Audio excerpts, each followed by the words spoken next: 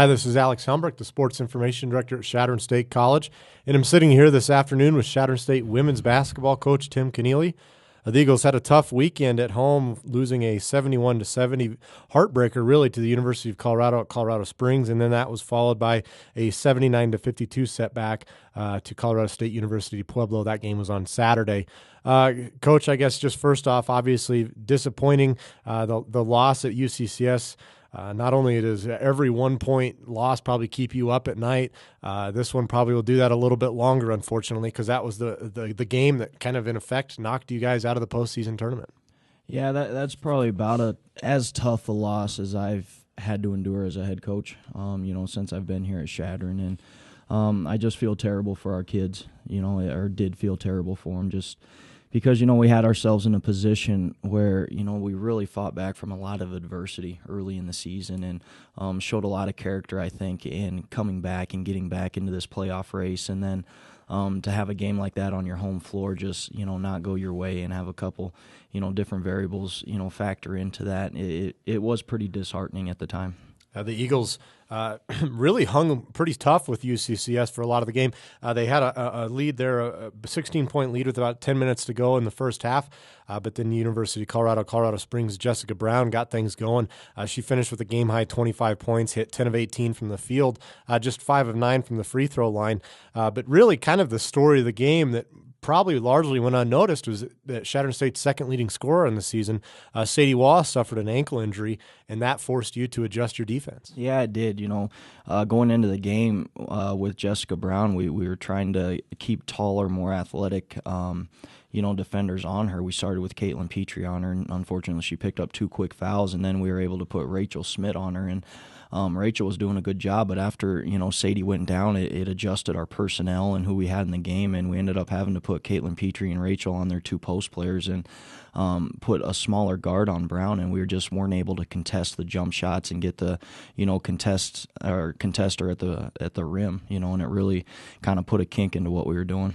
As you mentioned, your girls fought hard. UCCS took a 7-point lead with about 3 minutes to play there in the second half, and Chadron State went on a nice run, even taking a 1-point lead.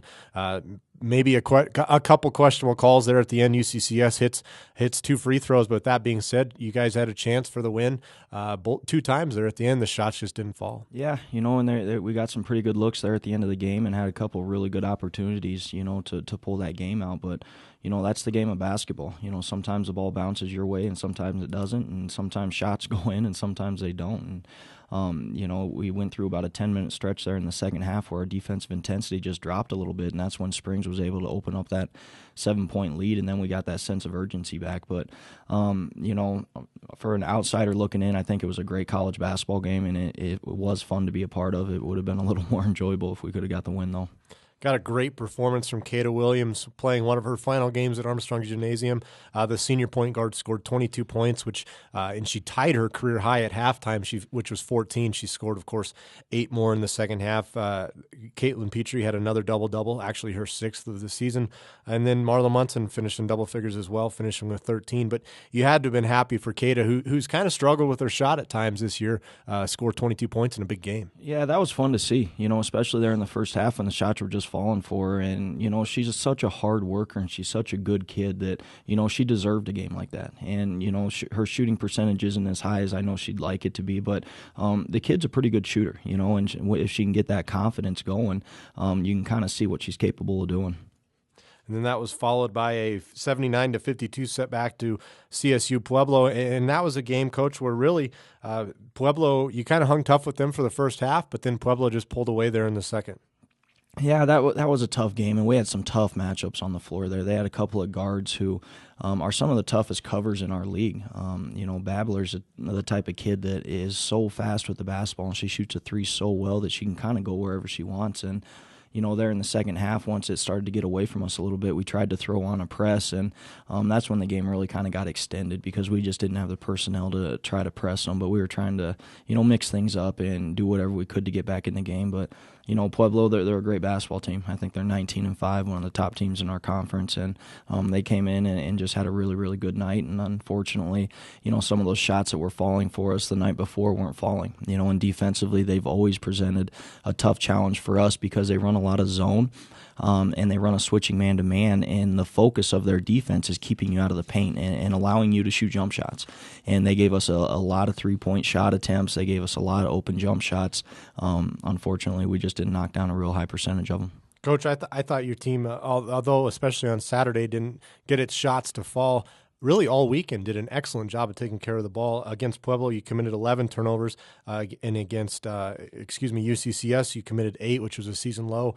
But just 9 points on the weekend that the two teams scored off of turnovers off you guys. Is that something that you've been stressing, taking care of the ball a little bit more? Yeah, absolutely, and that's what we need to do offensively. What we want to do is make sure we do take care of the basketball, and then we want to try to get the ball into the paint via dribble penetration, post feeds, and hopefully that will result in free throw attempts. But like I said, against Pueblo in particular, they just did a great job of just packing in their defense, and they didn't really come out and pressure a whole lot, which leads to maybe less turnovers on our end. But they kind of dared us to shoot, and we shot, and they just didn't go in. Kind of an interesting situation this week. The Eagles will just play one game on Saturday, hosting rival University of Nebraska Kearney. That game will tip off at 6 p.m. Both teams are eliminated from the playoffs, with that basically being in the rearview mirror. This game could be a lot of fun. Yeah, we're really looking forward to this basketball game, and our kids are pretty, juiced to get in there and play in front of this kind of crowd and the atmosphere. And, this is our biggest rivalry, and to be honest with you, there's not a lot of love loss within these two teams. When you look at players especially, there's a lot of intrigue. Caitlin Petrie, this is her last game. Kata Williams, it's her last game, and I'm sure they'd love to, end on a high note. Caitlin is a Kearney kid and a transfer from UNK, and I don't know when the last time Chadron State swept Kearney in women's basketball, but I imagine it's been a long time, and we have the opportunity to do that. So our kids are really, really excited just to get in there and compete one last time this year. And on the other side of things, Kearney probably is playing for basically the similar thing that you are. They want to end the season on a positive note, and really they want to avenge the loss that you guys gave to them down in their home court. Chadron State, of course, beat UNK 64-60 on the January 7th, and that started your great run that put you in this contention for the postseason. So there's a ton of interesting subplots going into this game. Yeah, there is, and another one that a lot of people don't know about or may not see, you'll notice it Saturday if you come to the game, is we have one of the more interesting individual rivalries. Marla Munson is going to go against UNK's leading scorer, Debbie Johnson, and I think these two have been rivals since they were probably born, but I know for sure since 5th grade. And Marla Munson, in my opinion, is the best perimeter defender in our conference, and Debbie Johnson's one of the best scorers in our conference, and there's no love lost between those two, and I'm really excited to watch that matchup Saturday. Well, it's always a great atmosphere when Chadron State hosts UNK, and with so much on the line for this game, I'm sure that'll be the case as well. So best of luck to you, Coach. Hey, I appreciate it.